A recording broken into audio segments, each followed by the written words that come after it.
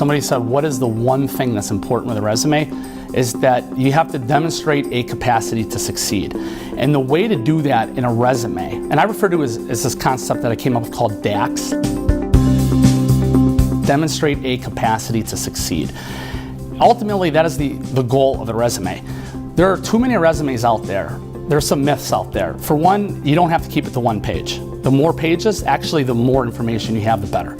So the myth that, well, people look at it for 15, 20 seconds, that may be true, but people are looking at the resume to justify their next action to themselves, whether they're going to move it forward or not move it forward. There has to be some sort of behavior change within ourselves when we look at a resume. The more information you have about a person, the more accurate you can come up with that decision. So you want to include that. What happens is a lot of resumes are too focused on what they are doing. It's basically a job description. And what it needs to do is you need to say what you're doing, but in terms of accomplishments. So if you maybe could change 50% of the bullet points to accomplishments, where you say the same thing, you're getting the message out, but you're doing it with accomplishments. Also, work in some quotes. Get some quotes from people. Go out to people, have conversations with your employees, people who you've managed or who managed you, with clients, candidates. Get some quotes and work those quotes within your resume, where it's describing what you're doing in the words of another person in the form of an accomplishment. Start your resume off with each bullet point with action words. I was responsible for, took ownership in, some action words that start off. And include experience and a level of character that expands beyond the actual job. If you're a team captain of basketball in college, say that in your resume. That's important information.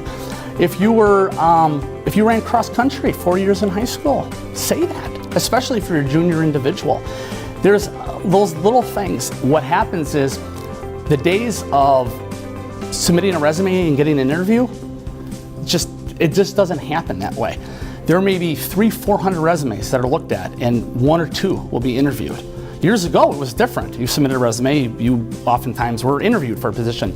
Right now, your world lives on paper. You have to figure out a way to come to life on paper and to show your whole self on paper, and you only got about 3 to 5 pages to do it.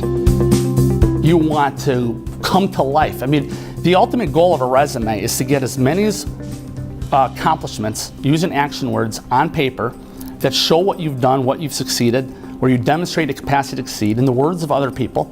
So if you had 25% testimonials, 25% accomplishments, and say 50% job description, or if it was preferably even 100% testimonials, the more the better, you want to work toward a level of really bringing it and not hold anything back. Now, resume writers and people will tell you, save your best things for the interviews. Don't. Put all your best things in your resume and have that match your LinkedIn profile. Have your best stuff match you on LinkedIn, on your resume. Hold nothing back.